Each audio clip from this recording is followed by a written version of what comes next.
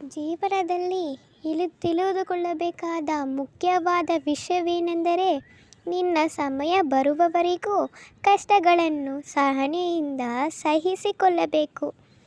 ಈ ದಿನ ನೀನು ಏನು ಮಾಡಿದರೂ ನಡೆಯುತ್ತದೆ ಎಂದು ತಪ್ಪುಗಳನ್ನು ಮಾಡಬೇಡ. ಮಾತಿನಿಂದ ನೋಯಿಸಬೇಡ. ಮನಸ್ಸನ್ನು ಗಾಯಗೊಳಿಸಬೇಡ.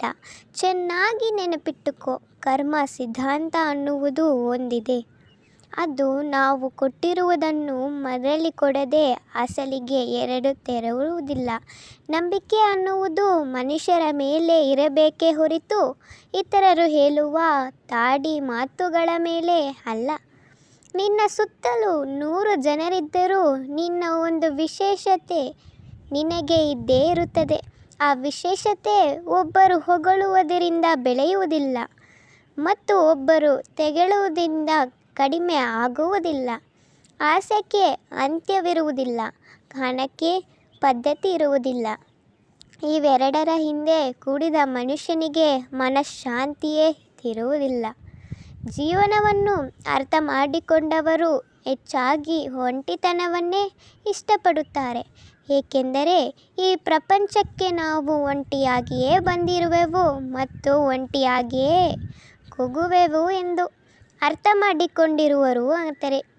ಕಷ್ಟದ ಬೆಲೆ ಮತ್ತು ಇಷ್ಟದ ಬೆಲೆ ಒಬ್ಬರು ಹೇಳಿದರೆ ತಿಳಿಯುವುದಿಲ್ಲ, ಸ್ವಯಂ ಅನುಭವಿಸಿ ಅನುಭೂತಿ ಪಟ್ಟರೆ ತಿಳಿಯುತ್ತದೆ. ಇಲ್ಲದಿದ್ದರೆ ಇತರರು ಪಡುವ ಕಷ್ಟ ಸುಲಭವಾಗಿ ಮತ್ತು ತೋರಿಸುವ ಇಷ್ಟವನ್ನು ನಿರ್ಲಕ್ಷ್ಯವಾಗಿ ಕಾಣಿಸುತ್ತದೆ. ಯಾರನ್ನು ನಂಬಿಕೊಂಡು ಏನೋ ಮಾಡೋಣ, ಏನೆಲ್ಲ ಅದ್ಭುತಗಳು ಆಗುತ್ತವೆ ಅಂದುಕೊಳ್ಳುವುದು ಭ್ರಮೆ ಅಷ್ಟೇ. ಇದು ಕತೆ ಅಲ್ಲ, ಜೀವನ. ನಿನಗೋಸ್ಕರ ನೀನೇ ನಿಂತುಕೊಳ್ಳಬೇಕು. ನಿನ್ನ ಕಷ್ಟಗಳನ್ನು ನೀನೇ ಎದುರಿಸಬೇಕು.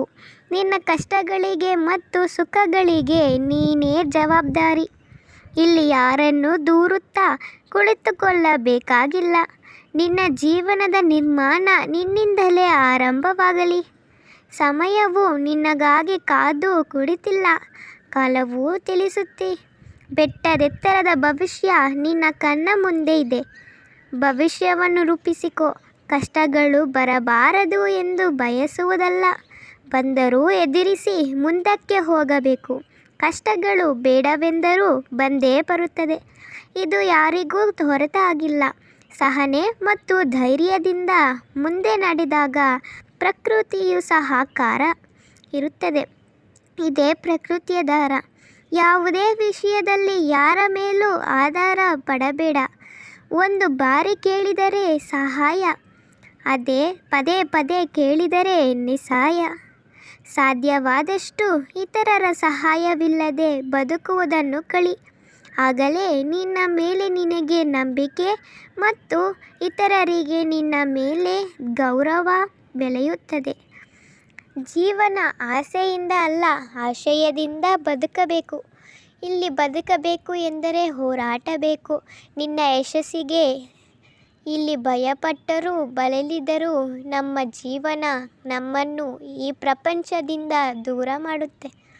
ಏನಾದರೂ ಧೈರ್ಯದಿಂದ ಇರಿ, ಕುಗ್ಗಬೇಡಿ. ಒಬ್ಬರು ನಮ್ಮನ್ನು ಮೋಸ ಮಾಡಿದರೆ ಎಂದು ದುಃಖ ಪಡುವುದಕ್ಕಿಂತ ನಾವು ಯಾರಿಗೂ ಮೋಸ ಮಾಡಿಲ್ಲವೆಂದು ಸಂತೋಷ ಪಡುವುದು ಒಳ್ಳೆಯದು. ಕಾಲ ಅನ್ನುವುದು ಒಂದಿದೆ, ಅದು ಎಲ್ಲದಕ್ಕೂ ಸಮಾಧಾನ ಹೇಳುತ್ತದೆ.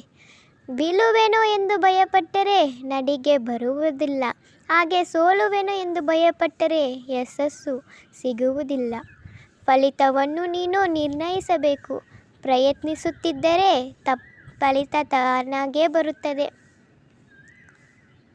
ಧೈರ್ಯದಿಂದ ಇರಿ, ಶಾಂತಿಯಿಂದ ಇರಿ, ಸಮಾಧಾನದಿಂದ ಇರಿ. ಖಂಡಿತವಾಗಿಯೂ ಎಲ್ಲವೂ ಒಳ್ಳೆಯದೇ ಆಗುತ್ತದೆ. ಜೈ ಶ್ರೀ ಕೃಷ್ಣ. ಧನ್ಯವಾದಗಳು.